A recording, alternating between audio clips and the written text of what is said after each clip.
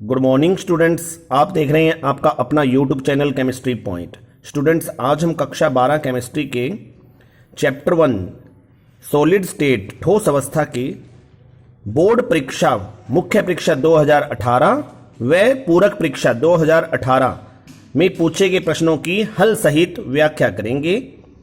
तो पहले हम देख लेते हैं कि 2018 की मेन परीक्षा और सप्लीमेंट्री परीक्षा में कौन कौन से प्रश्न आए थे, फिर उन प्रश्नों के आंसर जो है वो हम क्लियर करेंगे। तो देखिए स्टूडेंट्स, 2018 की मेन परीक्षा में पहला प्रश्न पूछा गया था, जर्मेनियम में आर्सेनिक मिलाने पर किस प्रकार का अर्धचालक बनता है। दूसरा प्रश्न, और दूसरे में भी दो भाग थे। दूसरे का पहला प्रश्न है, कॉपर जो है ठोस व गलित दोनों अवस्थाओं में विद्युत का चालन करता है, जबकि कॉपर क्लोराइड के जलीय विलयन में ही विद्युत का चालन दर्शाता है, कारण दीजिए। और दूसरे प्रश्न का ब प्रश्न है, वर्गाकार द्विविमीय निबिड़ संकुलन का चित्र बनाइए। तो ये जो कुल 3 नंबर के प्रश्न पूछे थे, जिसमें पहला प्रश्न 1 नंबर का और दूसरा प्रश्न 2 नंबर का पूछा गया था, ये मेन परीक्षा 2018 में पूछे गए प्रश्न थे। अब माध्यमिक शिक्षा बोर्ड जो राजस्थान अजमेर है उसकी पूरक परीक्षा 2018 में जो 2 प्रश्न पूछे गए थे, जो कि 2 और 1 नंबर के प्रश्न थे, उसमें यहाँ पर मैंने इन प्रश्नों को शामिल किया है। तीसरा प्रश्न देखिए, तीसरे में पहला प्रश्न है, एक घनीय ठोस ए व बी 2 परमाणुओं से मिलकर बना है। परमाणु ए घन के कोनों पर तथा परमाणु बी प्रत्येक फलक के केंद्रों पर स्थित हैं, तो ठोस यौगिक का सूत्र ज्ञात कीजिए। और तीसरे का दूसरा प्रश्न ब प्रश्न है, उपयुक्त घन की एकक कोष्टिका का चित्र बनाइए। इसके बाद जो दूसरा प्रश्न पूछा गया था 1 नंबर का पूरक परीक्षा में, वर्ग 12 व वर्ग 16 के तत्वों के संयोजन से बने हुए किसी ऐसे यौगिक का रासायनिक सूत्र लिखिए जो अर्धचालक के रूप में प्रयुक्त होता है। अब चलते हैं स्टूडेंट्स पहले प्रश्न के आंसर की ओर। जर्मेनियम में आर्सेनिक मिलाने पर किस प्रकार का अर्धचालक बनता है। तो हम जानते हैं जर्मेनियम जो होता है ये वर्ग 14 का तत्व है और उसमें आर्सेनिक मिला रहे हैं, यानी आर्सेनिक की अशुद्धि मिला रहे हैं, तो ये एक प्रकार से अपद्रवी जो अर्धचालक डोपिंग जो अर्धचालक बन रहा है। और आर्सेनिक जो है वर्ग 15 का तत्व है, तो वर्ग 14 के तत्वों में जब वर्ग 15 के तत्वों की अशुद्धि मिलाई जाती है तो उससे बनने वाला अर्धचालक जो होता है वो n प्रकार का अर्धचालक होता है। तो यहां हमें आंसर लिखना है n प्रकार का अर्धचालक। दूसरे का पहला प्रश्न, कॉपर ठोस व गलित दोनों अवस्थाओं में विद्युत का चालन दर्शाता है। यानी कॉपर धातु जो होता है जब वो ठोस है तो और गलित है तो दोनों ही अवस्थाओं में विद्युत का चालन दर्शाता है, जबकि कॉपर का एक लवण कॉपर क्लोराइड जो है वो ठोस अवस्था में विद्युत का चालन नहीं दर्शाता, लेकिन जलीय विलयन में ही विद्युत का चालन दर्शाता है। ऐसा क्यों? तो देखिए स्टूडेंट्स, जो हम जानते हैं धात्विक ठोस होते हैं उनका निर्माण मुक्त इलेक्ट्रॉनों के समुद्र व उससे संलग्नित धनायनों के मध्य आकर्षण के कारण होता है।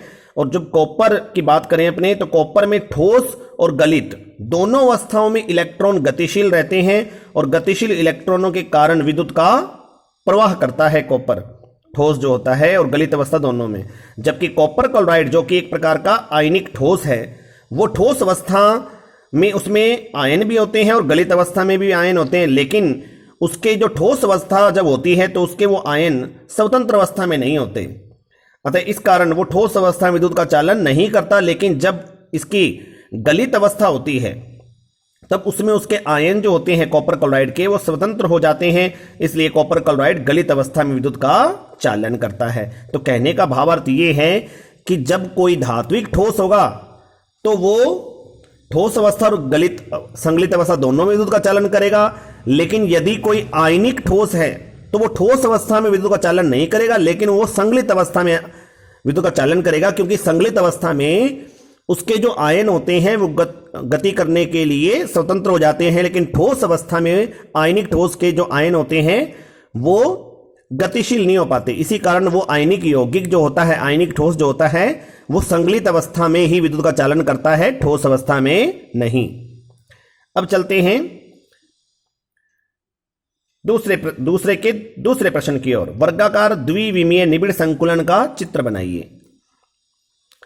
तो देखिए स्टूडेंट, ये है वर्गाकार द्विविमीय निबिड़ संकुलन का डायग्राम। तो यहां इसका नाम ये द्विविमीय निबिड़ संकुलन है और इसमें एक अवयवी कण, ये जो कण है बीच में, ये 4 अवयवी कणों को स्पर्श कर रहा है। ये देखिए 4 जो ब्लैक ये गोले हैं, इनको ये कण स्पर्श कर रहा है और इन ब्लैक जो गोले हैं कण हैं, इन कणों के केंद्र बिंदुओं को आपस में मिलाया जाए सीधी रेखा से तो एक वर्गाकार संरचना का निर्माण होता है। इसलिए इस द्विविमीय निबिड़ संकुलन को क्या बोला जाता है? वर्गाकार द्विविमीय निबिड़ संकुलन। अब जो पूरक परीक्षा में प्रश्न पूछे गए थे उन पर चर्चा कर लेते हैं। तीसरे प्रश्न का पहला प्रश्न है, एक घनीय ठोस ए व बी 2 परमाणुओं से मिलकर बना है। परमाणु ए जो हैं वो घन के कोनों पर हैं तथा परमाणु बी प्रत्येक फलक के केंद्रों पर स्थित है। तो ठोस यौगिक का सूत्र ज्ञात कीजिए। और इसी के साथ दूसरा प्रश्न पूछा गया था, उपर्युक्त घन की एकक कोष्टिका का चित्र भी बना लीजिए। तो अब हम इस प्रश्न को सॉल्व करते हैं। हमें प्रश्न में ये दिया गया है कि एक जो आयनिक ठोस है वो 2, यानी एक जो ठोस है वो 2 परमाणुओं से मिलकर बना है, ए और बी से। ए जो है वो कोनों पर है और हम जानते हैं एक घनीय जो संरचना होती है इसमें कोनों की संख्या कितनी होती है? 8 होती है। कोनों की संख्या इंटू प्रति कोना योगदान, यानी उस कोने पर उपस्थित कण का योगदान उस एकक कोष्टिका में 1/8 रहता है। तो कोनों की संख्या 8 को 1/8 से गुणा करना है तो हमें ए की संख्या प्राप्त हो जाएगी, क्योंकि ए जो है वो कोनों पर उपस्थित हैं।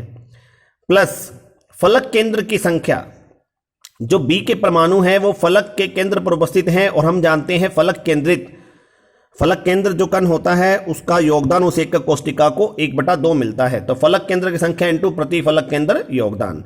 तो ये जो पूरा फॉर्मूला है इसके सहायता से हमें उस एकक कोष्टिका में कुल जो कण है उनकी संख्या ज्ञात हो जाएगी। तो देखिए 8 × 1/8 प्लस 6 × 1/2 बराबर 1 + 3 यानी 4। तो जिसमें एक कण है ए का और बी के कण कितने हैं?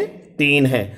तो यहां जो हम फॉर्मूला लिखेंगे वो लिखेंगे AB3, क्योंकि ए जो है उसके कण केवल कोनों पर उपस्थित हैं। ये देखिए यहां जो मैंने एक एकक कोष्टिका लिखी है, पहले ये सरल एकक कोष्टिका, इसमें आपको कण यहां क्या दिखाई दे रहे हैं? केवल कोनों पर उपस्थित दिखाई दे रहे हैं। लेकिन अब यदि मैं क्या करूं, इसके साथ साथ अवयवी कणों को कहां लगा दूं?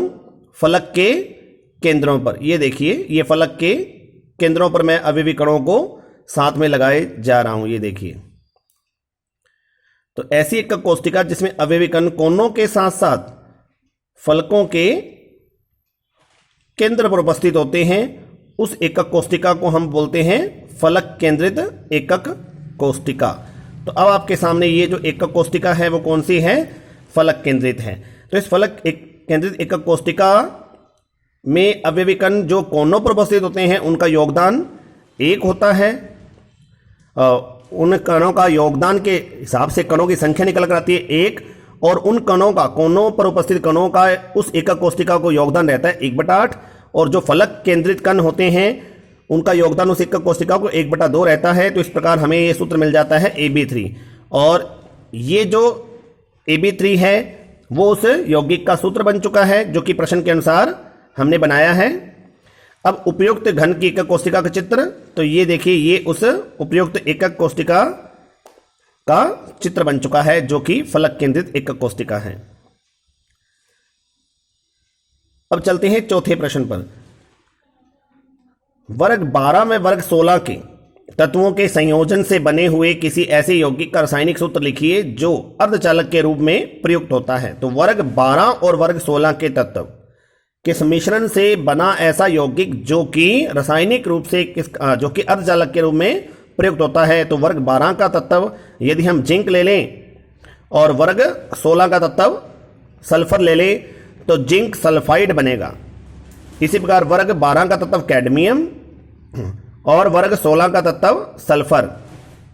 वर्ग 12 का तत्व कैडमियम और वर्ग 16 का तत्व सेलेनियम। तो ये जो जिंक सल्फाइड है, कैडमियम सल्फाइड है, कैडमियम सेलेनाइड है, ये जो तत्व हैं यौगिक हैं, ये यौगिक जो है अर्धचालक के रूप में प्रयुक्त होंगे और ये वर्ग 12 और वर्ग 16 के तत्वों से बनाए गए हैं।